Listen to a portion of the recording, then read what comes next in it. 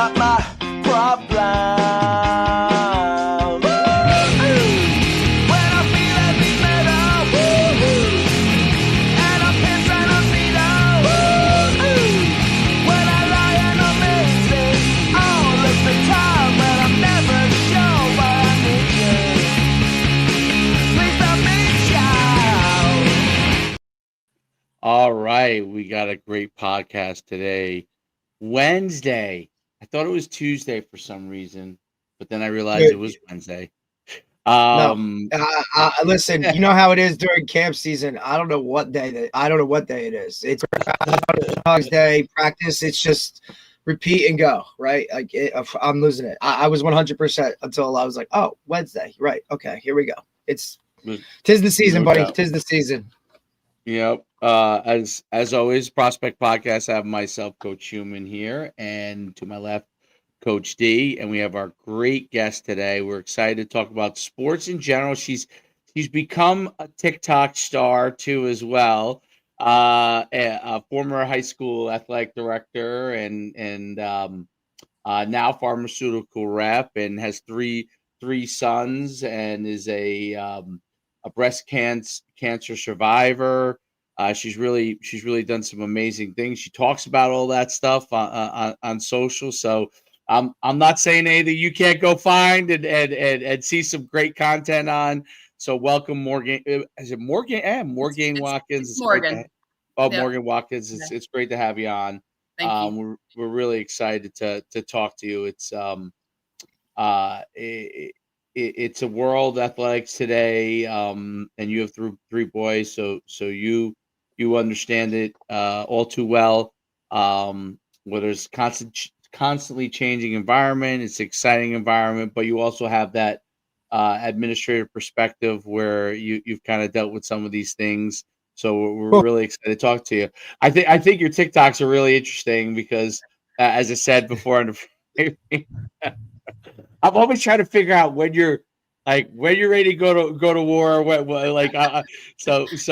But before we dive into all that, just kind of give everyone your background and sports athletics, administration, and then also obviously where you are today. Yeah. So I grew up on the sidelines with my dad. He was a college basketball coach. So I kind of from my first memories, I'm in the gym with him, under the bleachers, I'm just running around, and, that just was kind of my lifestyle. So my sister and I spent a lot of time in the gym. We played basketball.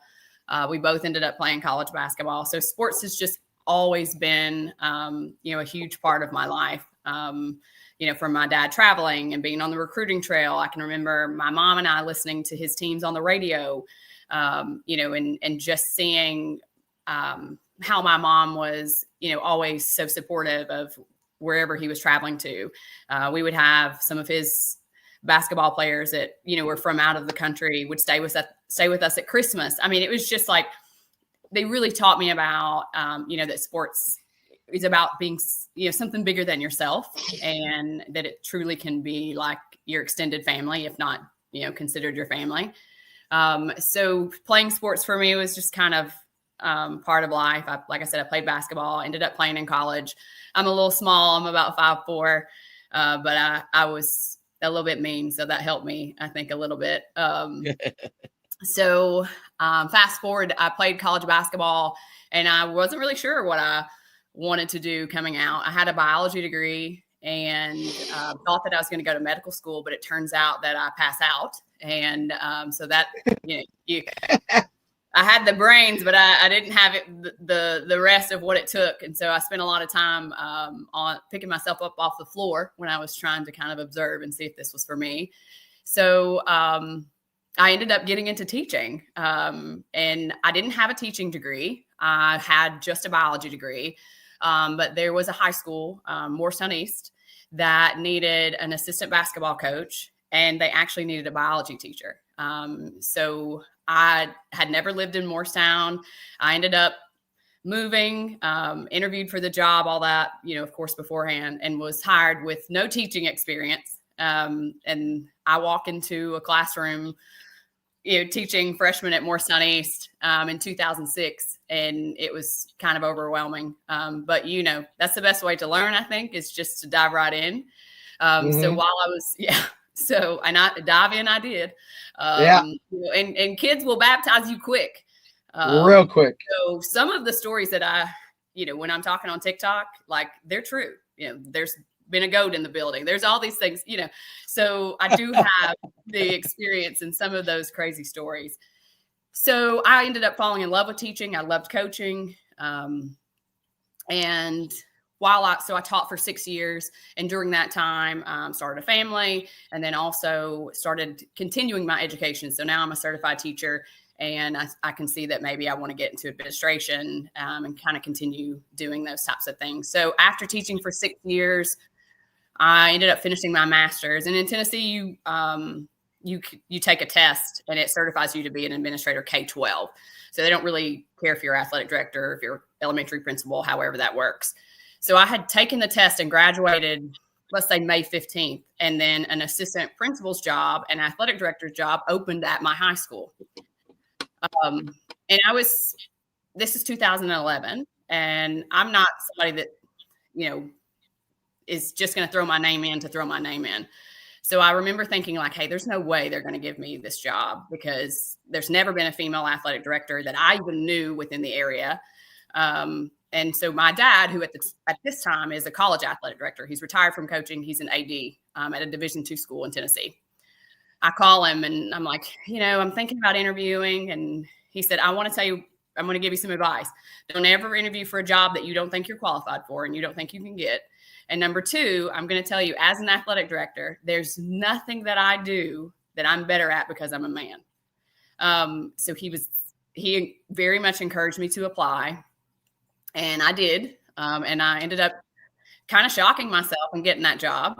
And so in 2011, I became the first female athletic director at Morgane East. There has not been another female there. And I was the first, and I think still only, female athletic director in that conference. And probably maybe 3, 4, 5. And there was a couple women that kind of, were before me and sort of laid the foundation in Tennessee, but there were not many.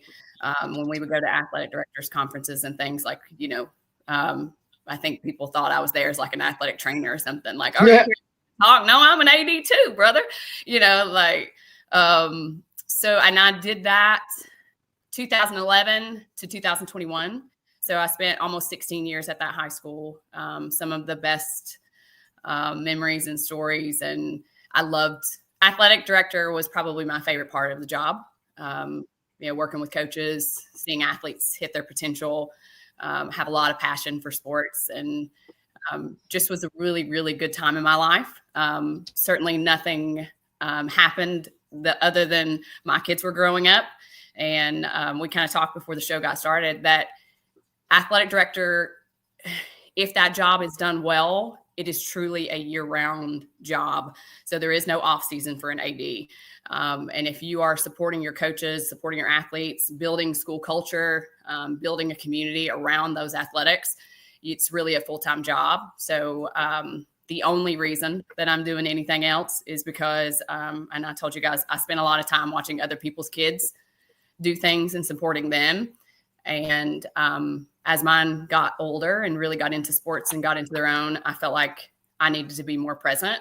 And the main job I was concerned about was being a mom, and I really wanted to be good at that.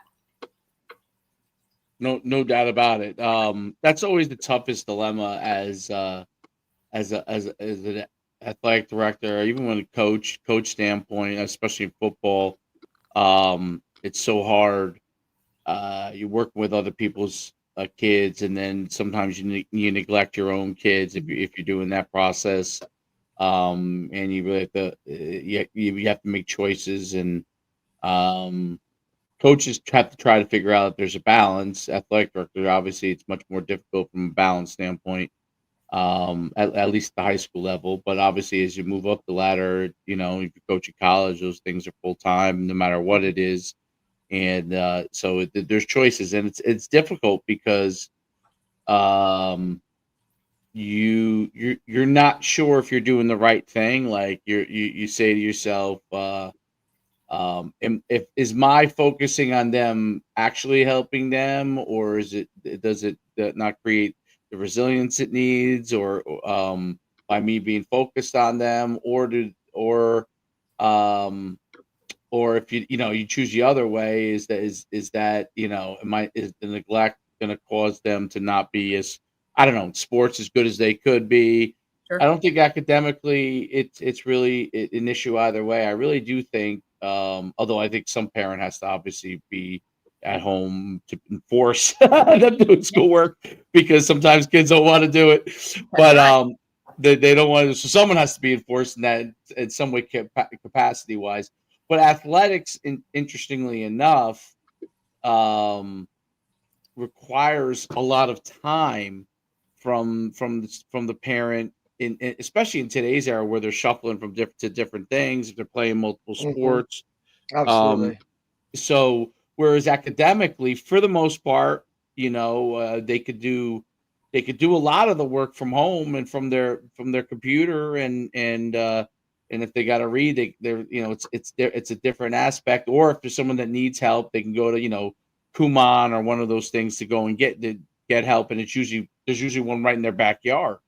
But athletically, it does require time. The only reason I'm knowledgeable about it because I was a coach for 20 years at the high school level and a head coach for 13 years of those at football, um and in 2021 I stepped down as football coach, and it was right when my son was 6 years old, right? So he was just starting to start sports. Yep. Now, that wasn't completely what weighed into the decision. There are other factors that were associated. But once I had stepped down and I was like, okay, I'm not going to go back right away. I really focused on that part of it. And then once I started focusing on that, I was like, I don't know if I could go back to coaching high school, because you see that they could use your help from some things. So it really is tough, a tough decision. But you're right. I found that I think it overall is benefiting my child. Everybody's different, but is that something that you thought needed to be a focus, to be able to help them with those things and figure out things along the way with that? Well, I certainly don't want to come across as I'm saying like that people that are still actively ADs or coaches are missing out, Right. in doing so. So I want to just make sure I clear the air there. But for me, so I have 3 boys, and one of those, my oldest, is a gymnast. And I did not do gymnastics. I didn't really understand gymnastics. He ended up very early on we figured out he had some talent, and the level and the commitment for that sport was just like mind-blowing. So we're talking like 4-hour practices for a 9-year-old, and the gym was an hour from the high school that I was at. So, I mean, I was run in Tennessee. We say run ragged. I don't know if y'all say that, but I was run down, and it takes a village. But in the scheme of things, like, I was going back to the high school, and because I also was over scheduling. So I didn't just do athletics. I had a lot, kind of things going on. And I spent Sunday nights there. Almost every Sunday night I was at the high school until like 11 or midnight. And it's scary being in a high school at night. They're not fun places. Yeah. Old. No, hell no. Like, it was like one of the oldest schools still standing in the state of Tennessee. I'm like, oh my God, get me out of here. Every little thing you would hear. You start hearing things. I love a good horror movie, but I don't want to be the star. Like always looking at the cameras. My kids would go to work with me, but they're not going to be able to go at midnight. They're in bed. And just small things like being able to take him to practice and not run back and watch a baseball game and then go back and pick him up. I hadn't taken my kids to school, and I couldn't tell you when. I didn't get to make their breakfast because you have to be at the high school, in the morning to let kids in. So just small things like that I felt like I was missing out on. And then my sister was a pharmaceutical rep already. And she and I were on a trip together, and I had taken off 5 days, and it was near graduation. This is kind of what we were actually at a gymnastics event that my son was competing in Florida. And I picked her up from the airport, and my phone was ringing, and like it was. By the time I drove her back to our hotel, she said, "Did you not?" When I hung up, she said, "Did you not take off work?" And I was like, "Yeah, I took off work." And she said, "Well, why are they still calling you?" I'm like, "Because they need me to answer something." You know, like at high school, people are in their lane. They stay in the lane. Like this principal does this teacher does this person does this. So there were things that I needed to address and talk about. And so she was just like her head, you know, her mind was blown, because in the world of pharma and kind of big corporate, if you're off, they leave you alone. You know, so that was like a novel idea to me. And she was like, "You know, I think you would really excel as a pharmaceutical rep." And I was like, that was May. By July, I had a job in that same year. And, you know, I give her credit because I really thought, I was 40 years old, and you kind of have this mindset. Like I thought, okay, I'm too old. Even though I don't think 40 is old, but I felt like I was too old to change careers. I was working on my doctorate in education, which I actually have now. I finished it as a pharma rep, because it was important to me to have my doctorate, and my company allowed me to kind of do that. But I give her credit for saying, you know, your skills as an educator translate to so many different things. Being able to just be engaging, you know, because I'm going in and talking to doctors, and you all know how it's like to talk to a classroom of high school kids. It's harder to talk to adults, you know, doing PD and things with, you know, coaches meetings, all those things are tough. So July of 21, I made the very, very tough decision, but to leave that school. But ultimately, I feel like it benefited my kids, and is still benefiting them, because I very rarely, the only time I'm missing one is probably because I'm at, you know, another kid's game. So I have 3. I've played a zone offense or a zone defense with them for a long time, where, you know, you're outnumbered. Yeah. So somebody is missing something. But, you know, that, I hope that kind of answers your question. I went, you know, a little sideways with it, but had I stayed as an educator, had I stayed as an athletic director, I don't think that my kids would necessarily be in any different space, but I think I would be. Right. So for me personally, because I have a village, their dad is very involved. Their grandparents have all said that we're, you know, they truly are blessed. But mom guilt, parent guilt is a real thing. And for me, this was what I needed to do to be, you know, the best version of myself. That was something that I didn't want to have any regrets about. That's a great point. It becomes, you know, that you have a very short time period with them, at least where you're with them, right? So till they're 18, and then you hope after that, when they go off to college, that they continue to stay involved with you. I didn't put my tissues out. Don't give me too much of this.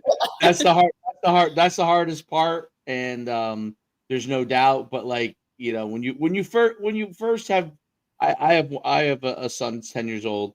But like when they're first a baby, you know, you're thinking, this is taking a while, especially that first year, even though it's great. But like, you know, it's with you, they're with you constantly. So every minute you're like, wow, it'd be pretty cool to get to like 2 years old here, you know, so they can move around a little bit on their own.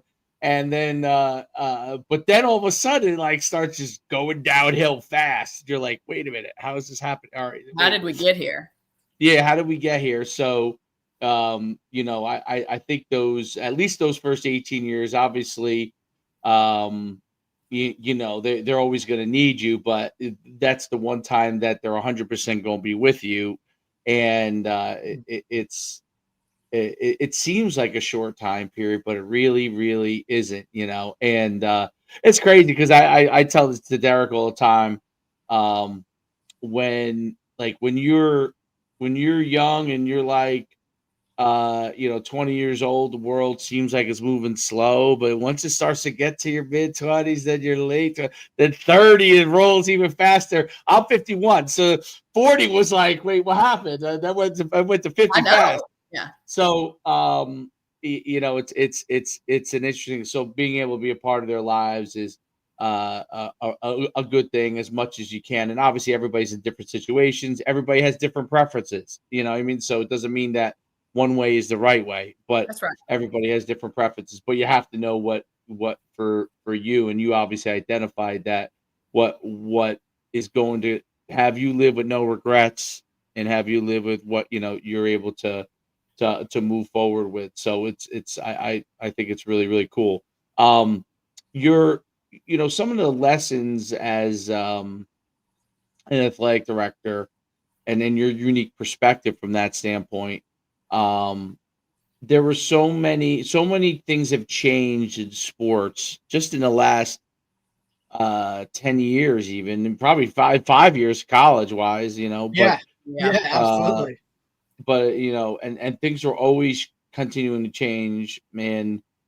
um it's a unique thing, even obviously from the time you played too.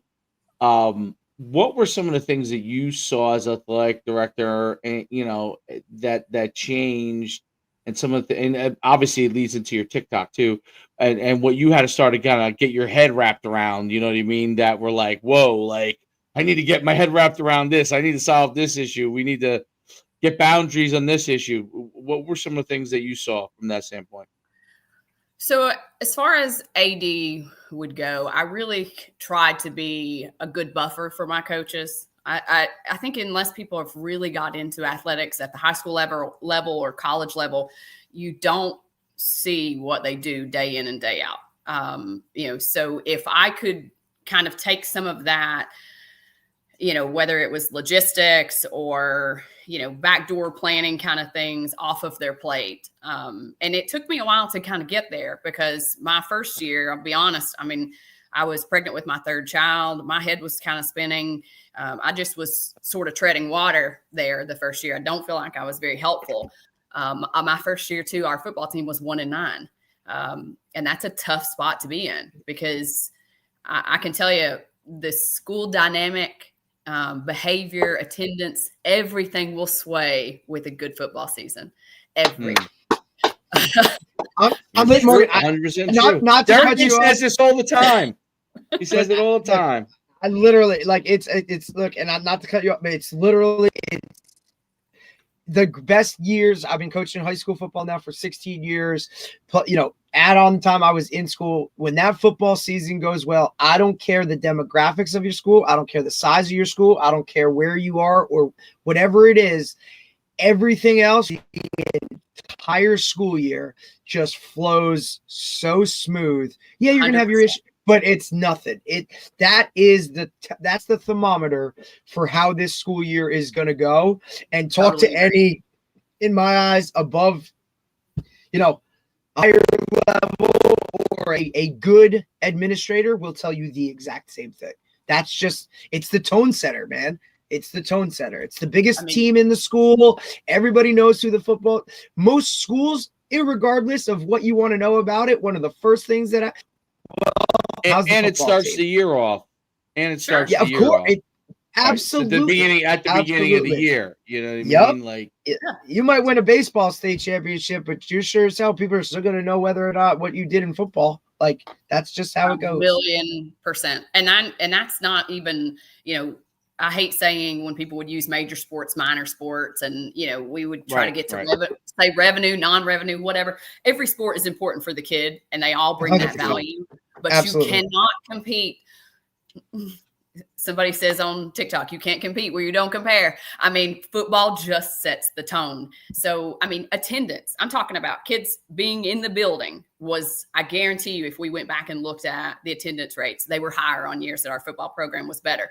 Test scores, academics, everything falls in line behind a successful, well-run football program. It is huge. And football coaches are as known in the community, maybe even more so than the principal of a building. More than the director of the district. Like, it is a very, very important position. And all your coaches are, but it's just hard to, it's hard to compare with that and what it can really mean. So like I said, that first year we were 1-9. My second year we went 9-1. And it was like, people were talking about that our high school had a heartbeat for the first time. Like, we had kids in the stands. We were doing flash mobs in the stands. We were having, and I have to say, like, my principal at the time who hired me, really, I would go to him with some ideas and he would look at me like, but he trusted me and we went with it. And, you know, we were on, you know, at the time it was Twitter. Our student section was all over Twitter. Those kids still will reach out to me. They're not kids anymore. You know, they're in their 20s.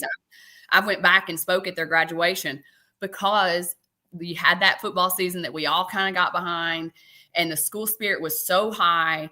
We, you know, and it wasn't just, I'm not saying me. I mean, like there was a lot of teachers that kind of got involved with that, and it was really a group effort, but man, that was big. It was big. So again, I go off on a tangent. I'm bad for that, but you know, that to me was, you know, trying to be where I could be first line and coaches could concentrate on coaching. So if a parent needed to come in, I'm going to try to, you know, kind of hold them off. Like, hey, is there something I can talk to you about? Like, right.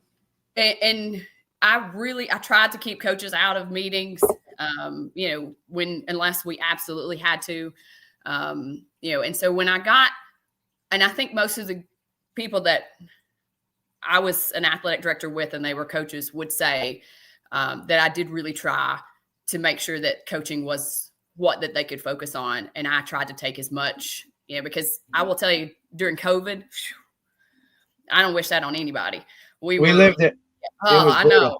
That was the end of that was my last year of coaching. That was it for me. After that, I was like, goodbye. I was dealing with so much nonsense. It was just like, oh yeah, buddy. So Dave and I were coaches together. Now you're in the South, so you guys probably got a little more flexibility as, yeah.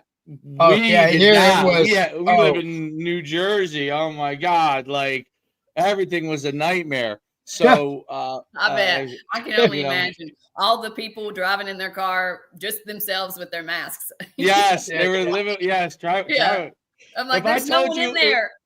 Derek was coaching with me at that time, and we had nice plans to be at a place for a long time, and that unfortunately that unfolded where that was it. And I kind of, when I stepped away, and it was mutual. Believe me, the school was happy to have me away too. And then obviously Derek went and coached at another place.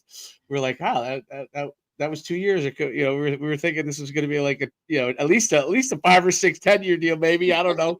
But look, we had long-term plan, but it ended up being a quick little learning experience, right? Quick little learning experience. COVID well, I think, and to kind of piggyback on that, Morgan, right? Like, and Dave and I have talked about this too. I think that time period when COVID hit and kind of put a pause on everything really showed a lot of coaches and educators, right? A lot of different things and viewpoints where, you know, just how much time a coach was really putting into it.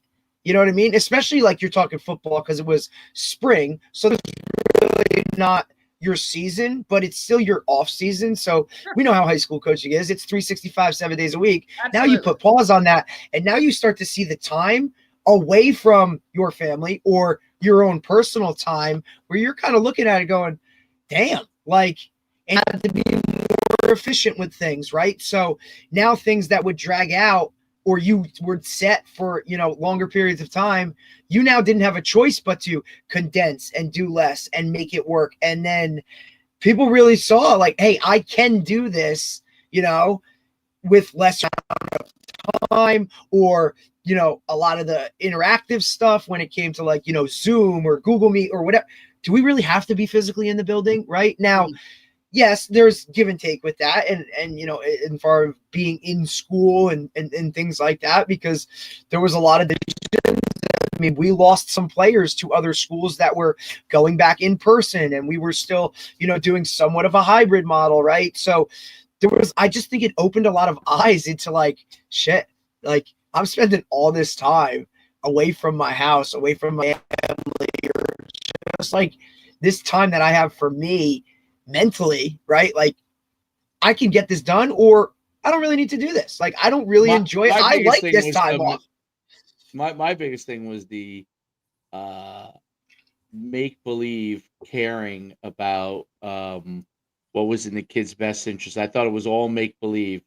So, and of course, in New Jersey, I was at odds, of course, because of that. So, you can imagine in New Jersey, I'm politically on the opposite side of most of the coaches and teachers in New Jersey. You would have Not fit into coaches, not Tennessee. coaches per se, but teachers Yeah. definitely. I always say and that to Dave. I said, Dave, you should be below a Mason-Dixon line guy. yeah, buddy. yeah, Like, Yeah. I'd be fine there. But but as far as but yeah, I was always like it used to always drive me crazy. It would be like, okay, we play football, but you don't want us to practice. But aren't we? You're concerned about them getting sick, but aren't you concerned about one of them getting hurt? Like we're not even practicing. Like they're gonna go out there and just like not know what they're doing. You know what I mean? And you because I mean, we did. no one can ever give me answers to those questions, by the way. So that was part of my whole thing. I was like, man, you know what opened my eyes? How self-interested most people really were. Like everybody's self-interested, Sure. worried about their own Preservation, family, yeah. but like just not caring about how it affects kids. How it affects kids in the sense that like I mean, to me, it was like kids who were poor and didn't have like really good parental situations. Man, if it was hard, couldn't get food. Some of those kids, like you know what I mean? Like it was like they relied on school for food. You know, there were kids that relied on school for food, right? So those kind of things is what bothered me. And then they try to make some things you could come to school, grab food. But it was all Right. like how are they supposed to we, get there? Are you providing? Right. How are we supposed to get it? My parent. It's not like they're going to get there. Yeah. Yeah, especially kids who financially are in different situations, like like we're doing it for those kids. Well, those kids need to be able to eat. Like their parent has to go, is a frontline worker, right? Is a nurse or is something. She's working 18 hours now, where she was working, 10 to 12 before. She's never home.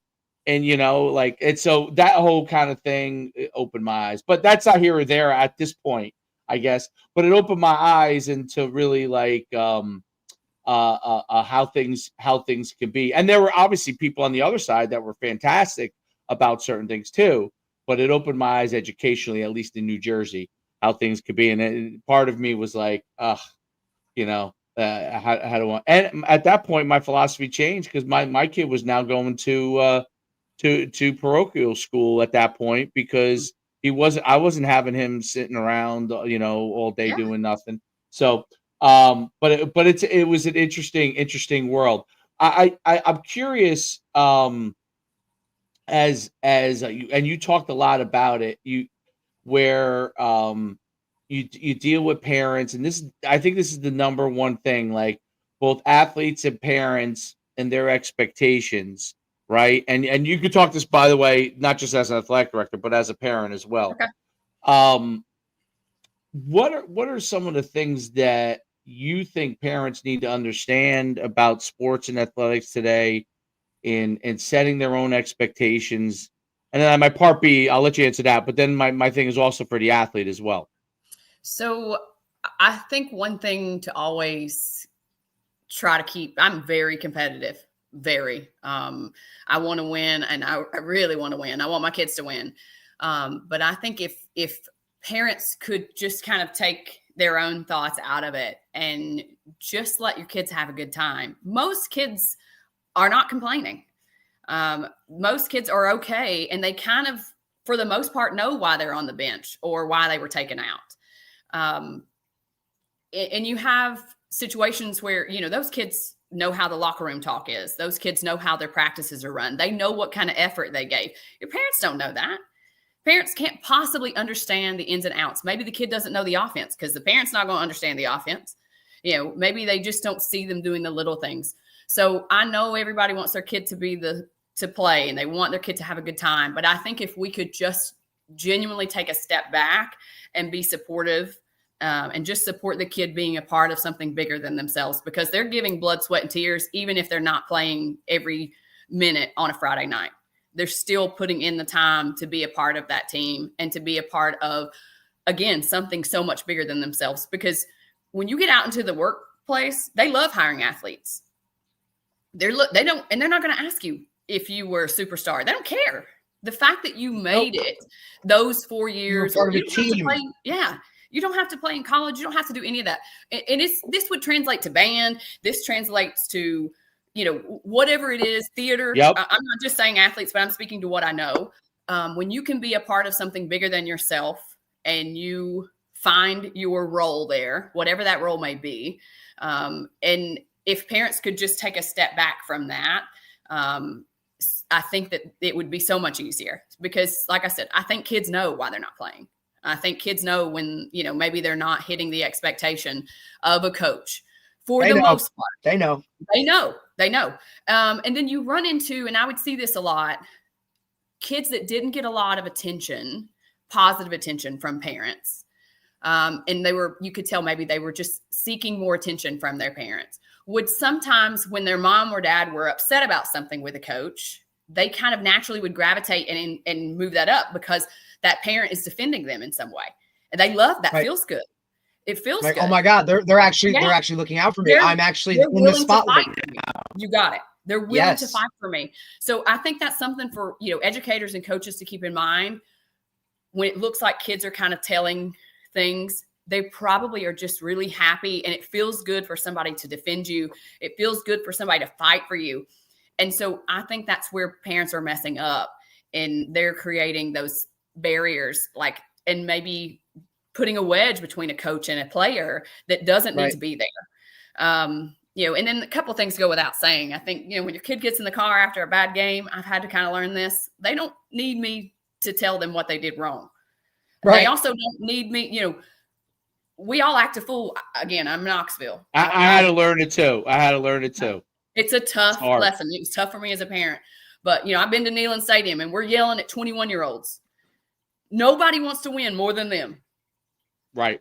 And so nobody wants to win more than your kid. Your kid wants to absolutely tear it up every Friday or whatever sport they're doing. Give them a little grace. So I think that's the big thing. It's just try to support your kids having fun. You're not going to understand every decision that a coach makes because you're not there with them day in and day out. It's 99.9% of the time, it's not personal to a kid. Oh, God, never. It has nothing to do with the kid's personality.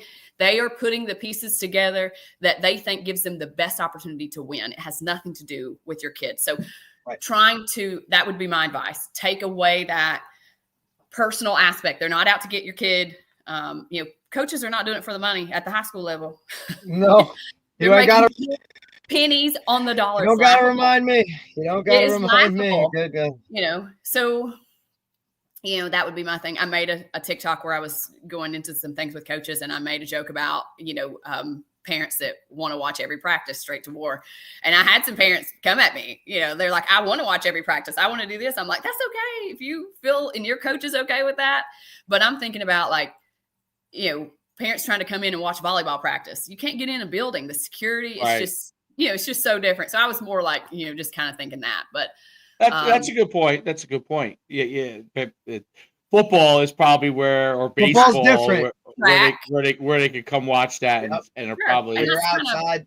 That's how I answered back. I said, if you're watching football, track, those things are so much easier, even soccer, right? Unless the stadiums are closed. But if you're trying to come in and watch, basketball is what I played. So I kind of am thinking that if you want to come in and watch basketball or volleyball or that, we're not going to let you come in. We wouldn't have because our building, it was more important for me. And I would say this to parents, hey, my number one goal every single day, you might not be happy with me, but I want your kid to feel loved and I want your kid to feel safe.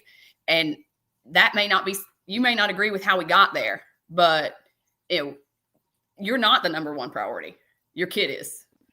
I'm curious if, if on the flip side of that, if a parent had a valid, so let's say a coach was, and I don't know if you ever dealt with that where a coach was, right? Yeah. So holding some sort of either it had zero to do with the athlete doing something wrong or his ability, right? I would say anything else obviously is usually on the athlete, but if it's zero, his effort is as high as possible. He listens and he's, a guy that belongs as the starter or is clearly a guy that should be a guy, and a coach for some reason isn't is taking something out on him or whatever that is. Have you ever had that? And how have you dealt with that? So I wouldn't say that I had specifically where a coach wasn't playing the kid. And I think that's really tricky as an AD because Yep. I'm also not sitting at practice. Right. I Right. also don't know. So I Good point. never made Yeah, you're not assumption. there. You got it. So I hope I didn't. I can't recall a time that I ever Yeah. said, "Hey, coach, I think this kid should be playing," because that's not in my lane. They're Correct. seeing film. They know how this kid was at workouts in the weight room. I had to have people in those positions that I trusted to make decisions in the best interest of kids. And if I didn't trust them, then we're looking for somebody else next year. Because so that would have been my way to solve that. I still, even though if I had ever felt like a kid should have been playing, I would not have stepped there because I remember one instance that I thought about when we were at RBR, Derek, and I didn't notice it until it was the second year when we were COVID. But Derek would remember this. Our basketball coach, because our football players were really two of our best guys were basketball players, and they were really dedicated to football in football season. And he had a ton of basketball workouts. And the guy was a good guy, by the way. I'm prefacing it with I like the basketball coach. Me and Derek both really liked him a lot. He was a good guy. But he held it against them in the beginning of the season, meaning he refused to start him. You know what I mean? And now eventually And they were bona fide they were starters, by the losing. way. Like, They started losing right away. You know, and eventually they were in there pretty quick. I mean, it was by like game 2 or 3, might have been game 3 that they were back out there starting. Yeah. But it was pretty clear, you know, like, you know, look, there are some places where, you know, this was our starting quarterback and our star receiver. One plays football at Richmond now. The other one played for 4. I think he's done now, right there. he just for 4 finished years at Salve. at a Division III school where he started, right? And they were clearly probably among the 2 of the best athletes in the school. Now, 2 of the best kids in the school, by the way, too, probably, right? Like, too. they were good humans as well. So now, maybe the first week of practice, I get it. Like, maybe they hadn't dribbled as much in the fall, so they probably maybe were a little sloppier. But believe me, these were kids that, like, in 3 days was, you know, almost, you know, we're quickly close to where. So that's one instance. And like I say, the coach was a good coach. He was a good guy. Like, he was always great to us. I just thought that was clearly unfair, and that was a situation where it was like, just because those guys came to every fall practice, you know, and to me in sports, and Derek probably agrees with me on this, you know, that's one area we don't want to hold things against, because in smaller schools, you want kids to play multiple sports because it helps your team. Right? So it discourages that. It discourages those kids playing another sport. You know, I don't know if there would have been a kid that would have been football or not, but like, it discourages, or baseball, whatever it is.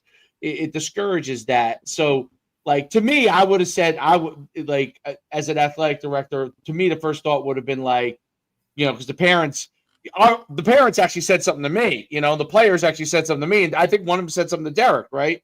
A kid. So, we were just like, hey, just do, you know, whatever it is, and doing what you're doing. The cream will rise to the top. Which you did. Which you'll be fine. Like, I know it sucks, but you'll be fine, right? Like, just do what you do. Continue to trust trust in what we're telling you. Like, it will come to fruition, right? Because no coach wants to go 0-5 to start a season, so you'll be in there eventually, right? Like, it's okay. Hey, if you got to shoot a couple extra free throws after practice, like, get it done, right? Or I feel like he was probably balancing his parents. I agree. Kids that went 100%. to everything. That's what I was gonna ask. Here comes 2 guys. Now, my philosophy as a coach, and some parents don't like this, but my philosophy as a coach is, because I've had kids like that have come in late over the years. Like, I had a kid that went and played in the NFL for 5 years. He was a basketball player. Didn't start. He was 6'6". He didn't start practice till August, and I could tell you 1 week later he was starting. So, you know, and everybody else has been working out for 6 months. So my philosophy always is like, hey, Yes, we want you working as hard as you can, but there are some people that are just genetically a little bit bigger or faster or whatever, and they're going to move right into that role. And I know it's very tough for parents to hear that. It's very tough for kids to hear that. But, I was curious because that's just one instance to me, and that's it is a tough situation for the coach. And I think he potentially could have mitigated some of that. I'm always with kids. I think oversharing or over communicating is the best. Right. And so my suggestion as an AD to that coach would have been, hey, if these guys are not going to come in and earn a spot right away, that's of course your prerogative, but let's have a conversation with them about why. Right. Transparency, right? Yes. So like they know, hey, these guys have been here and they've earned a starting spot before you finish with football. I need you to show, because it's only fair to them, that without a shadow of a doubt, you beat them out of that starting spot because they're an important part of the team also. So those kinds of things, kids will typically, like if you have a conversation with them where they know that you respect them, you have their best interests, you care about them, they'll buy in. You've heard the whole thing. If you're a coach that, a kid would run through a wall for you.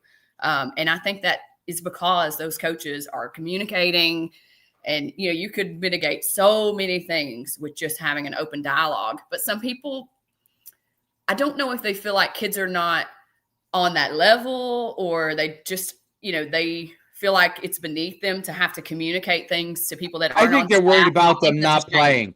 Yeah. I think they would worry, like especially this happens to be, I think this was their senior year, right, Derek? So I think you would worry about a kid who was already thinking about going to college for football, saying to himself, like, I'm just trying to be in a coach's shoes, if I'm transparent that you're probably not going to start because you weren't ready right away. And those kids, you might have those kids turn around and say, you know what, I'll just go train I'm going to college. So, but I agree. I think you have to risk that. I think you have to risk that with them.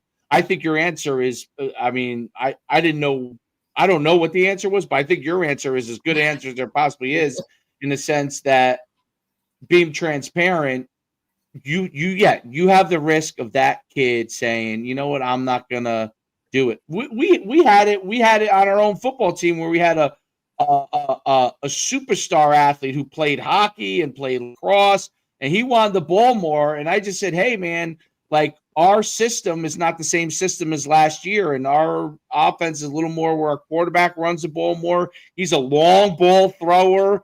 He's not as the guy before was a more of an intermediate and shorter ball thrower, which this kid really suited well for.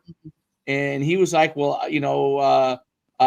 you're going down the field to this guy instead of me. I said, well, this guy is faster, so, but it doesn't, and we were transparent, and I think we lost that guy the last couple of games, right? Because of that, but I think you do have to be transparent, because in the long run, that works better for your overall program. People will say, hey, you know what? I didn't like the answer, but he gave me the answer. You know what I mean? Versus not, and then, treading water, because eventually that comes back. That comes back to bite you. And I can think back to any time, probably when I was younger as a head coach, I probably did it at some point. And you tread and you try to play both worlds, and it just doesn't work out. You're just better off being straight. Now that I coach youth football, that's the hardest of all. But when a parent says, hey, why isn't my kid getting in? I said, hey, have you watched your, because they all are at practice. I'm like, do you watch your kid at practice? Okay. Do you watch him? Yeah, blinders. Have you asked, have you seen, he doesn't even, we did tackling drills. He was going the opposite direction. So, and by the way, there's nothing wrong with that. That's right. There's nothing wrong with that. Like, football may not be his bag. No, or I said, you know what, kid's developing. That's right. He may, down the line, I'm not saying, I have no idea how big he's going to be down the line. He may be a great football player. That's why you do want him to stay in the mix. But if you're looking at the now part of it, like, you have to kind of be honest with yourself and say, like, where is he at? And also, just because one brother or sibling is a great athlete does not mean the other one is. That's a hard one too for parents, I think. Very hard. Very hard, because so hard. Listen, my and my sister's an athletic director, so she's climbed my brother coaches a track in college, and my sister's an athletic director at a college, and she'd be the first to tell you, my brother, I wasn't that great of an athlete. My brothers were the better athletes, and it is hard because I remember when she was the youngest, she was growing up. And the pressure we would be like yelling at her, like, and when she would run track, or like, why is she back that far? And it wasn't that she ended up being pretty good, but it was just me and my brother were used to winning. You know what I mean? So we were like, what's going on here? And we thought she just didn't work hard. It was like, well, there's talent levels too. You know what I mean? There's talent levels too. She did not quite have. She's the best looking, so that's the good part about it for her. But and she's probably the most. Has climbed the highest because she has the ability to work with lots of people. Everybody has different gifts, and so I always say, like, you were the worst athlete in the family, but you've easily climbed the farthest in athletics of all of us. So you're the queen of it all. You're better than all of us. Yeah. But it's really, really interesting. On your TikTok channel, you talk so much about, like, you dive right in the quick instances on a lot of different things. And what do you hope, like, parents and athletes come away with some of the things that you talk about, and maybe administrators too, right? Because I'm sure athletic directors are watching what you're talking about too. Well, I've come at them a little bit too. Yep. Where they, and good for you. I love it. I think I said something about, where we're treating coaches differently based off, I really bragged on the football program here, but that didn't mean I was treating the tennis coach, like a dog. Right. So I kind of did that part. But, as far as parents and kids, when I'm making this content, I am truly joking, but I am hitting on areas that probably are bothering coaches or are bothering teachers and things like that. So if you are taking offense to my TikTok when I'm not speaking to you, that means you're probably doing those things. 100%. And maybe, so I'm not talking to anyone in particular. I don't have anybody in mind. And so when I know I've got a hot button and somebody's come back with me, they were triggered by what I said because of how Absolutely. it made them feel. So Yep. if I'm hitting a nerve, I would just say, hey, I promise you, I am as good-hearted person. I try to be a great human being. I'm not talking to you specifically. I'm sorry for hurting your feelings, but if I did hurt your feelings, let's think about why. And maybe you're doing something that, if you're not an educator, you might not understand how that works, and so I think it's important to take a step back because we can all say something that we don't, it doesn't matter how I say it. It matters how you perceive it. That's the reality. So I think that if parents and kids and everybody can kind of try to rework that a little bit, because I don't mean to offend people, but then I got to take a look at, well, what did I say and how was it perceived? But I am kind of poking them a little bit with some of the things that I know would annoy a coach or would annoy a teacher, to just, hey, if you're doing these things, maybe, let's just try a different approach. I love what you said. You said when a parent comes to the coach and says I'm failing, and they have a game that day, and it's like, or similarly a teacher, right? Like game day. Oh, by the way, but I can't tell you how many times this has happened to me. They because it triggers in their brain because there's a game that everybody's going to go to on Friday. Right. They're wearing their jersey, right? They're standing like, oh, wait a minute. But that is not the day to talk to the coach. Yes. And that's when the teacher does come. The teacher always would come to me on Friday of a game. Be like, so-and-so has been a problem in my class. Can you talk to him? And I'm like, you bringing this to me on Friday? Like, I agree.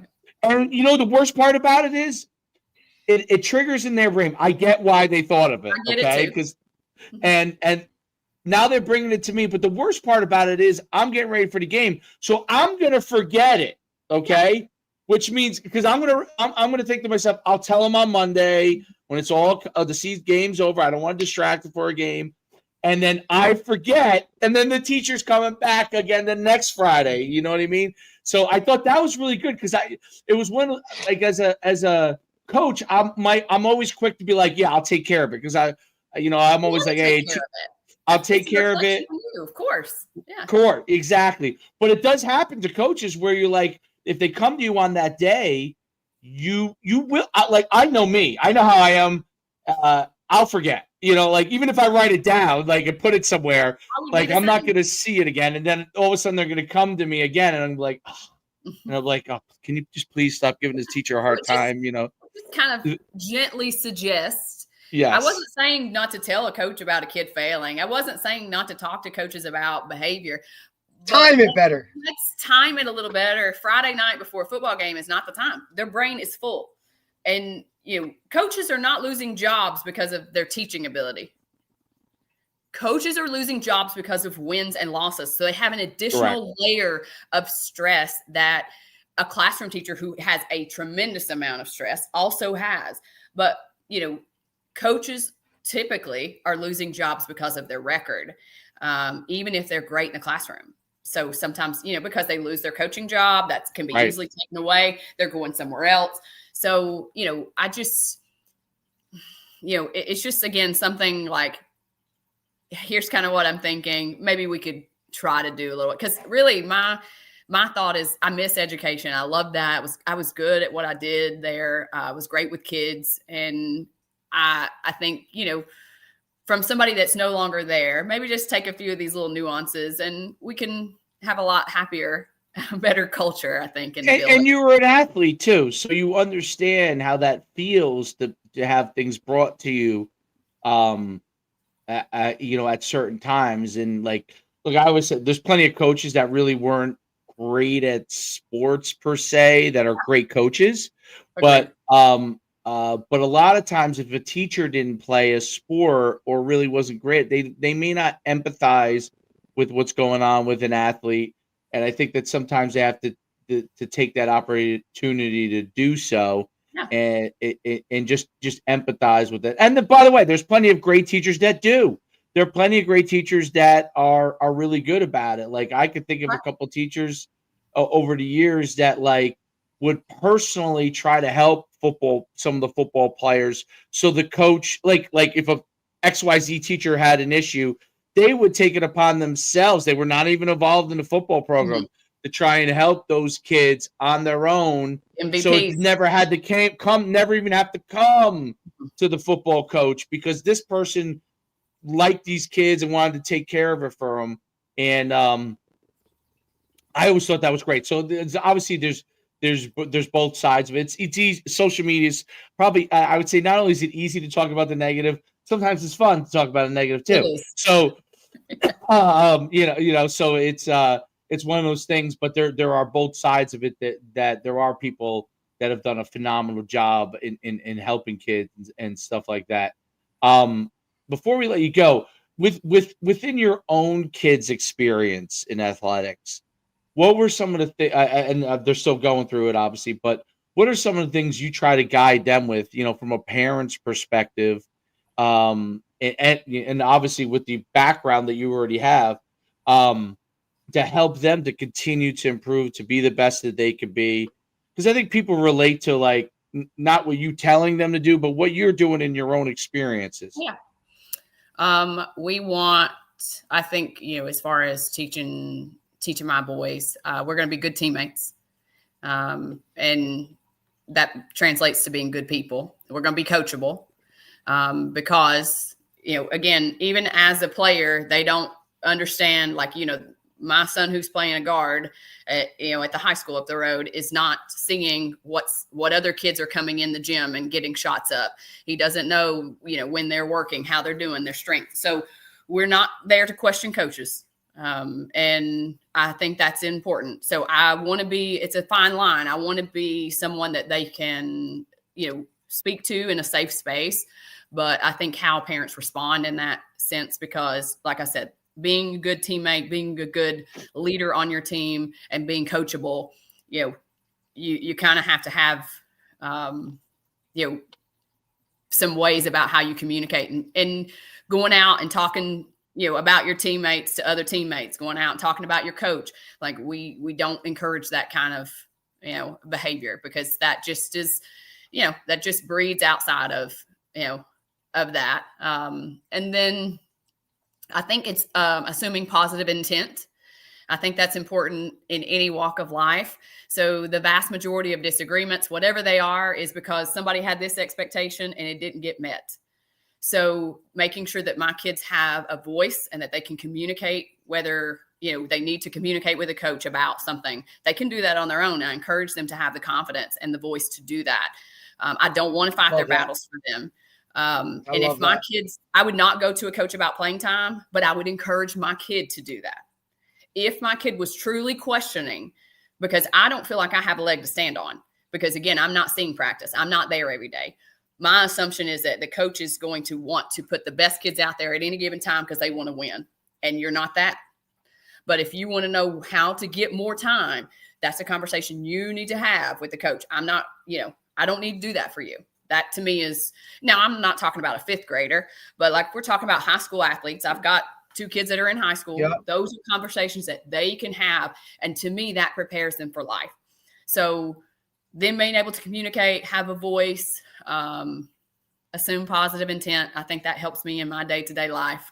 And then something that I try to teach kids as an administrator, and I try to teach my own, is we're giving respect because it's the right thing to do, not because we expect anything in return. So I'm going to be, if I had a kid come into my office and they were up here and they were yelling and they were at, 100, my response to them is like, this is who I am.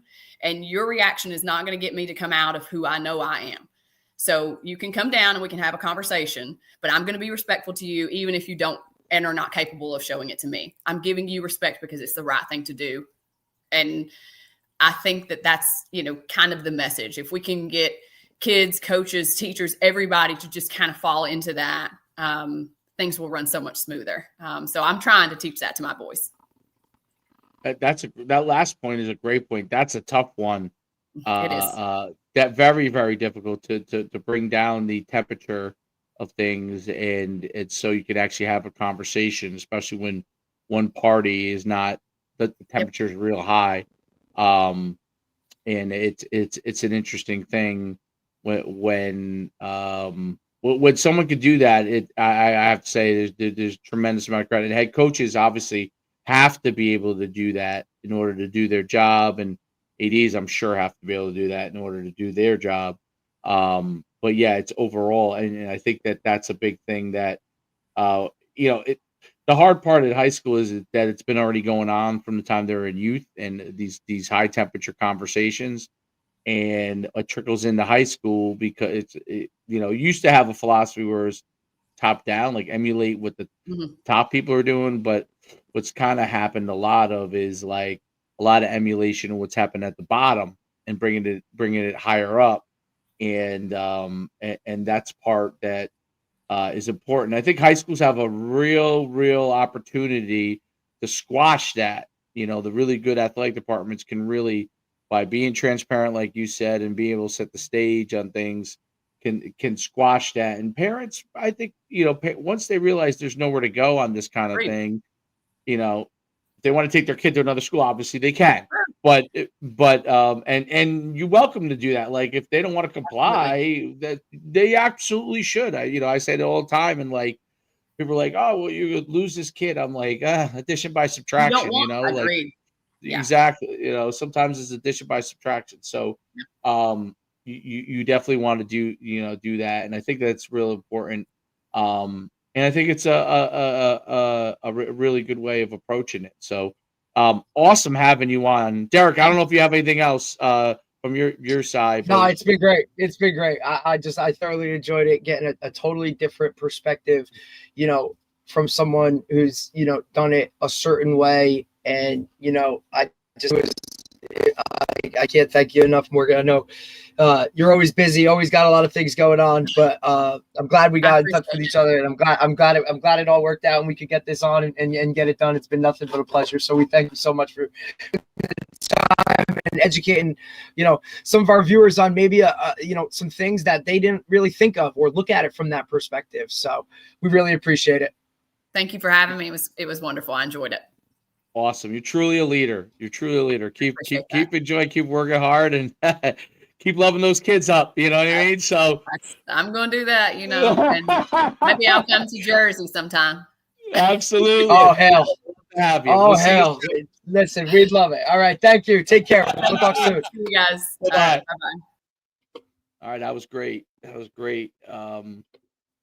I think she has a really good perspective. Actually, it's a shame that she's not in athletics anymore, but I fully understand why. So yeah, and totally respect everything about it. You know what I mean? It is hard, and it is. I think the job of an athletic director, right? There's so much time where people really don't know because everybody just looks out. Oh, they're an administrator.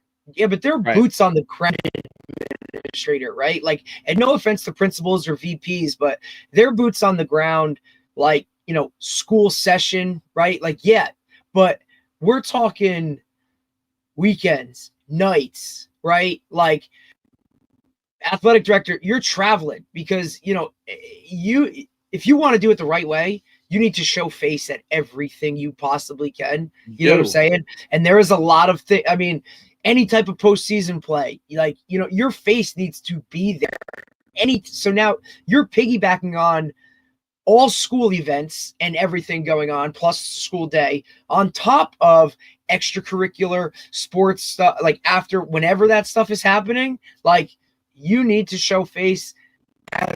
Now, I'm not saying you're at every practice for every sport. That's impossible. But you need to be there. And it is no summers off, like she said, like Morgan was talking about. Like, that's not you know what I mean? Like, you're in that building still doing your administration work, right? You're monitoring your coaches, and you set the tone, right, for what coaches are. And it's not like, you don't grade coaches. Like, wins and losses are a piece of it.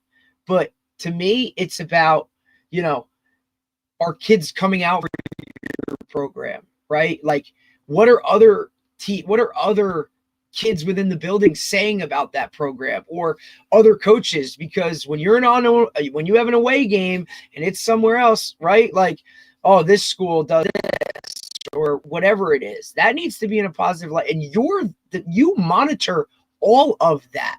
Ultimately, the coach sets the tone for their own team. But as the athletic director, there is an overall, we are one giant organization as the school, right? And it all falls under this high school name or this school name, whatever it is. Everything else has to trickle down. Whereas head coach, and you have to kind of keep all that in line on top of your administrative duties within whatever you need to do, because we know how a lot of administrators might be in charge of other things, right? Like, when we were at RVR, Dell handled all the clubs and activities that went on in the school too. He ran all of that stuff. You know what I'm saying? Like, they wear a lot of hats. They put in a lot of freaking time. They're boots on the ground. I mean, don't bitch at them when they don't wear a shirt and a tie and they're wearing a polo, because that's the one thing that they can deliver, right? Or in our case, ripped jeans for shorts. Like, that's fine too, Dell. That was a great look. But he got shit done, right? I mean, he'd be out there lining the field sometimes because, hey, man, if it's something that's got to be done for my teams, we're doing it. You know what I mean? Like, so I give athletic directors a lot of credit. It's a hard thing. And Dave, I think it's even harder nowadays because everybody wants to play sports, irregardless. And that transition from middle school sports or rec sports to now you're in high school and you're on a varsity team. Like, I'm sure you're dealing with parents a lot more now because it's just everybody wants to be a part of sports, man. There's no doubt about it. There's no doubt about it. And I want to send you, I have some extra microphones and an arm that I'd like to send you, so it might help your, because I got myself another one. And you got another one? Yeah, well, I got it for free, believe it or not, because of it was like there was something I wanted on Temu. So Temu. as I go to get it, it says you get 7 free gifts. So like, you know, you can only choose certain things. Well, Yeah. they happen to have like a little bit like Some bikes. yeah, Mike's. I'm like, you know, I'll take another one as a free thing, and then I can give Derek the one I was using, and that way now he gets I think that's how I got the other one, by the way, same kind of thing. So you know, I mean, I don't think I paid for a mic, dude. I think I'm getting it for free every time I go on TV. That's sick. Yeah, well, listen. Yeah. Obviously, we've talked like when I upgraded to the one that I have now, right? Like from just using obviously what like the generic audio that we have. I mean. Right. That was one of the that was immediate. You're like, oh shit, like I could definitely tell a difference. But I'll always listen. I'll take whatever we got, man. Well, whatever we can do. You could put it as an arm because then it could come into, you know what I'm saying? So like I can move this away. Then we can get the little closer, and then we can yeah. You know what I'm saying? Like, yeah, absolutely. Cool. Yeah, exactly. Awesome. Look at you moving up in the world. Yep. Well, I couldn't believe it. Timu knows who you are now, buddy. Timu is, listen, they give me more great cheap shit. Dude, I'm like, I could use another dumbbell, right? You're like, oh yeah. You're like, wait, this jump rope like $200. Sure, come on, yeah. At Dick's, it's like $200. I get it for Tebow for like 10. You know, like because it doesn't have a Nike swoosh on it. Like I'm pretty sure it's sick shit. I mean, I don't know. I don't probably contribute to something really bad, but 100%. But I'm like, you know what? Like, why would I want to pay $200 for the same thing I can get for $10? And it won't last as long. But that's it. Do I need it to last long? I mean, you know, so China's winning the arms race anyway. Fun. They're definitely winning in that. There's no doubt they're winning in that. Yeah, I mean, Amazon is now like basically like Temu heavy. You know, it's like all like knockoff stuff, but. And then think about it. The second you get that thing's in your algorithm, like I can't help it. If it shows up that much, it's got a better shot of making things happen, right? So it's amazing how I'm like, oh, how did they know that I was thinking I need another one of those things? You know? Right. You're like, damn, they know me so well. Jeez, they're probably watching everything. Yeah, they're definitely monitoring every freaking click on your phone. They know everything that I like. They also know every place we've been. Like, you know what I mean? They're like, oh, this guy loves Wawa. Like, yeah. I do. How do they know I needed another? I wanted agility squares instead of an agility ladder. Oh my god, dude! I already bought an agility ladder, so you might as well buy agility squares. Listen, yeah, it was for me. It was, oh wait, like, you know, I needed a laser pointer for film, right? Like now all of a sudden it's like, oh, I bet you he wants a green one. Like they just know. I'm like, of course I want a green one. I'm at a school with green. Damn it! Like, purchase. Oh man, yep. Thank you. Card on file. And it's so cheap that, like, you know, when things are like $50 or something, I think twice. You know what I mean? But if it's like $10 or $15 or $20, yeah, because now it's like, hey, if it isn't what it was, then screw it. It was only $10. I just throw it in the garbage. Really, I don't even bother returning it most of the time. I just throw it right in the garbage. You know, wild. So, but yeah, it is interesting. All right, till next time. Friday, right? Friday. Yeah. George Muha, who basically created what was more Sussex Sports, is now Garden State Sports. So is that in the morning? It's that is on 1 p.m. on Friday. So last week of afternoon, guys, hopefully, but you know, if we can, you know, like I said, it's more of availability. It's a little, you know, I think it'll be fine. We should be good. If not, hey, I mean, it should be good. Our whole team's going to the Jets game that night. Nice. Yeah. You should be fine. You should be fine. Yeah. Okay. I'm excited to talk to him. I mean, literally, I knew him back in shit. I think it was like 2014 when he was trying to like start this whole.